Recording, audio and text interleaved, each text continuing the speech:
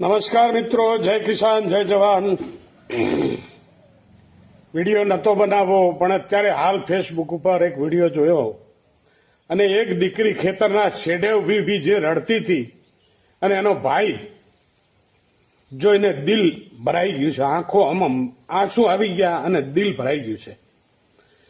જેનું બગડે ને એને જ ખબર પડે, રાજકારણમાં બેઠેલાને ખબર નહીં પડે. રાજકારણ વિરોધ કદી નહોતું બોલવું પણ આજે બોલવું પડશે. એનું કારણ છે કે જિંદગીથી ભાજપને વોટ આપ્યા છે. આજ દિવસ સુધી મેં મારી જિંદગીમાં કોઈ દિવસ કોઈ પાર્ટીને વોટ આપ્યા નથી, પણ આજે નથી કરવી ભાજપની વાત, નથી કરવી કોંગ્રેસની વાત, નથી કરવી આપની વાત. આજે મારો ખેડૂત રોવે છે, એનું આ રુદન રોવે છે, તો એના માટે કંઈક આ ગાંધીનગરમાં બેઠેલી સરકાર વિચારે. એના લાઇટ બિલ માફ કરે 6 મહિનાના, એના પાકના ધિરાણ લીધેલું 12 મહિનાનું વ્યાજ માફ કરે, તો મારા ખેડૂતને આજે કંઈક વળે, નહીતર કંઈ વળે એમ નથી. આજે નવી સિઝન શિયાળો વાવવાનો ટાઈમ થઈ ગયો છે અને એની પાસે બિયારણના પૈસા નથી.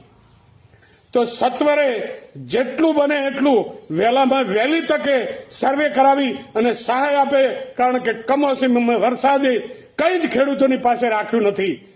જય હિન્દ, જય જવાન, જય ગુજરાત.